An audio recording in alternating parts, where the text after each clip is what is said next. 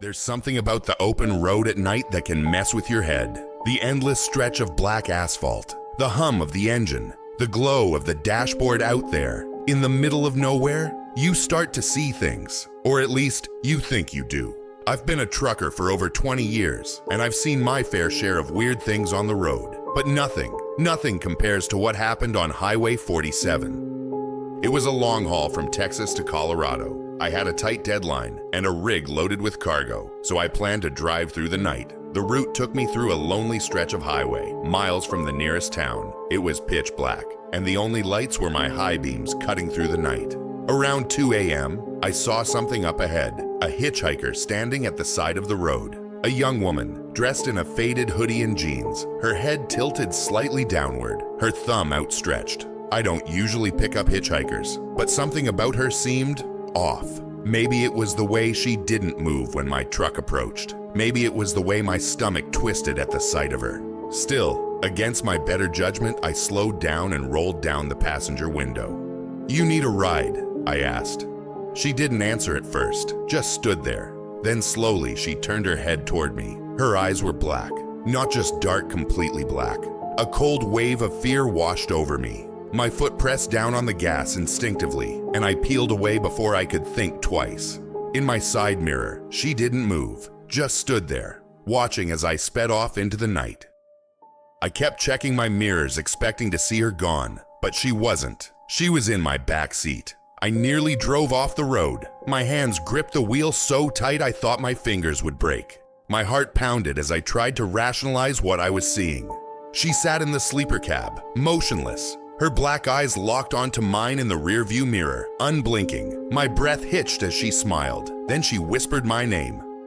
I slammed the brakes. The truck skidded, tires screeching against the pavement. When I turned around, she was gone.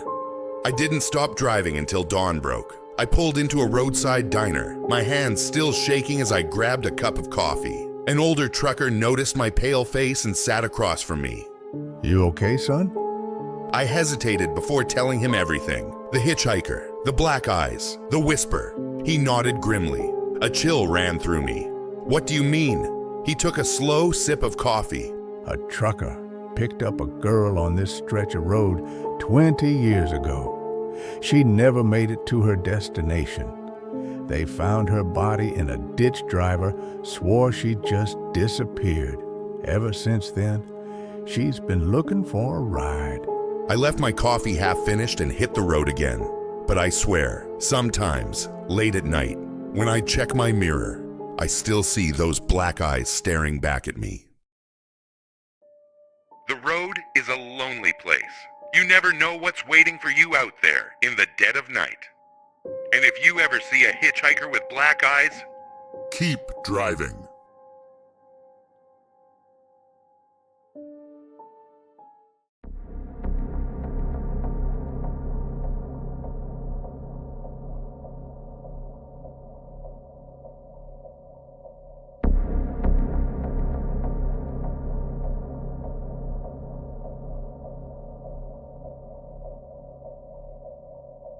It started with a whisper. At first, I thought it was just the old house settling, the way wood creaks in the silence of the night. I was home alone for the weekend. My parents had gone on a short vacation, leaving me in charge of the house. But that first night, something felt off. I heard it just as I was about to fall asleep, a faint rustling sound, like fabric scraping against metal. It was coming from the vent. I tried to ignore it. Maybe it was just my imagination. Maybe I was paranoid from watching too many horror movies, but the sound didn't stop. Instead, it became more frequent, more deliberate. On the second night, I swear I heard breathing. I got out of bed and held my phone's flashlight up to the vent in my ceiling. The slats were dusty, undisturbed. But then, just as I was about to turn away, I saw it. A pair of eyes, watching me. I froze. My breath caught in my throat. My body refused to move, as if acknowledging its presence would make it real. Then, the eyes disappeared, slipping back into the darkness of the vents. I barely slept that night. Every creak of the house, every shift of the wind outside made my heart pound. I tried to tell myself it was nothing, but deep down, I knew.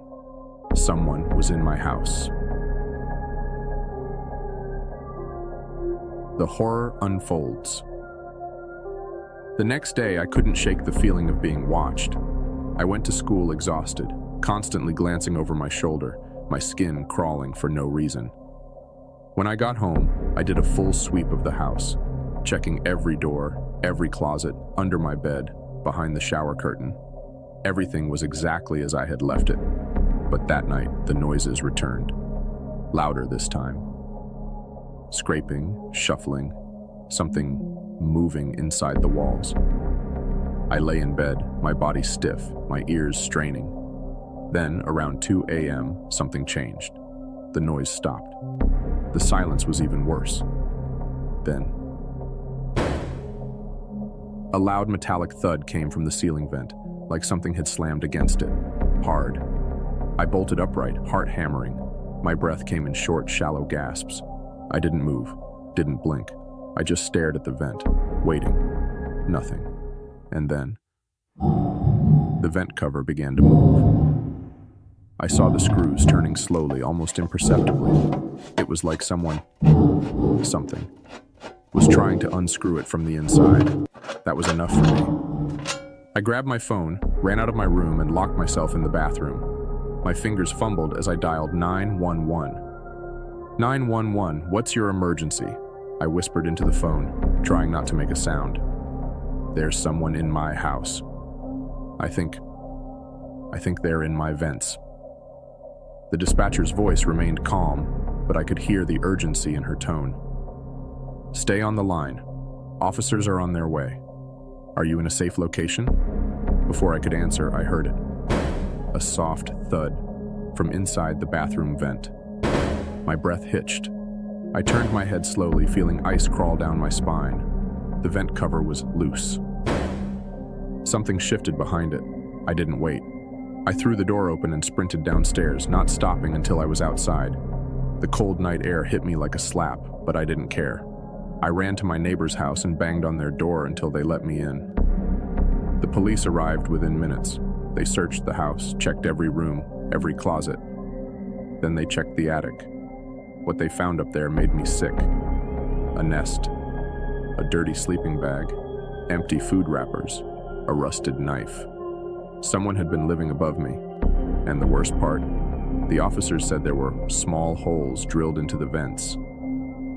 Holes, perfectly positioned over my bedroom. They also found a notebook. It contained notes about me. He sleeps with one light on. He talks in his sleep. He leaves the back door unlocked sometimes. He doesn't know I'm here. The last entry was dated yesterday. They arrested a man, a gaunt, sunken-faced figure with long, unkempt hair and hollow eyes. His clothes were filthy, his nails yellowed and sharp. But the worst part?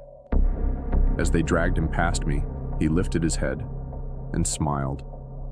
And in a voice that was barely above a whisper, he said something that will haunt me forever. I watched you. I never stayed in that house again. My family moved within the month. But even now, years later, I still can't sleep without checking every vent, every closet, every corner of my room. Because now I know the truth. You never really know when you're alone.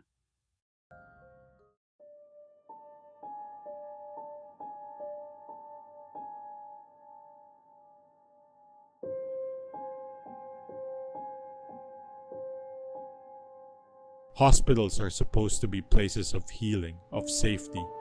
But the moment the lights go out, when the humming machines fall silent and the emergency generators fail to kick in, they become something else entirely. A void, a hunting ground. I was in St. Mercy Hospital that night when the power went out. And I swear to you, something else was there with me. I had been admitted earlier that day for a minor procedure. Nothing serious, just an overnight stay for observation. The room was dimly lit. the air thick with the scent of antiseptic and something metallic underneath. Outside my door, nurses shuffled by, their voices hushed, their shoes squeaking against the polished linoleum floors. At exactly 11:13 p.m. the lights flickered. Once, twice. Then, total darkness. The gentle hum of medical equipment cut off, replaced by an eerie silence that pressed against my ears. A few distant, beeping alarms chirped before they too faded into nothing. The emergency generator should have kicked in immediately, but it didn't. The hospital went completely still. Then, I heard the first scream. I sat up, heart hammering against my ribs. Shadows swallowed my hospital room, thick and absolute. My phone screen glowed dimly, casting weak light across the bed. No service. Then came the second scream, closer this time, and something else, a whisper, low, guttural, words I couldn't understand, moving and through the walls. I tried to tell myself it was just my imagination, that the darkness was playing tricks on me, but then the door to my room slowly creaked open. A shadowy figure stood in the doorway, tall, motionless, watching. I couldn't see its face, just a long and twisted outline against the pitch-black hallway.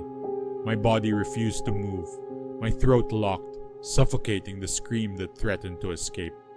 Then with a sound like flesh peeling from bone, the figure tilted its head unnaturally far to one side. The hallway outside my room was wrong, not just dark, warped. The walls seemed closer, the ceiling stretching impossibly high. The usual sounds of the hospital, nurses chatting, distant carts rolling, the murmur of late-night television, were gone. I forced myself out of bed, gripping my IV pole like a weapon. My legs felt weak, my hospital gown clinging to my sweat-damp skin. I needed to get to the nurses' station, to find someone. Anyone. The hallway stretched on endlessly, lined with gaping doorways. Some rooms were empty, others had figures standing just inside the shadows, unmoving, watching. I passed a wheelchair, its wheels still slightly spinning, as if someone had just vacated it. A patient's chart lay open on the floor, but the pages were blank. No name, no notes, just empty paper stained with something dark.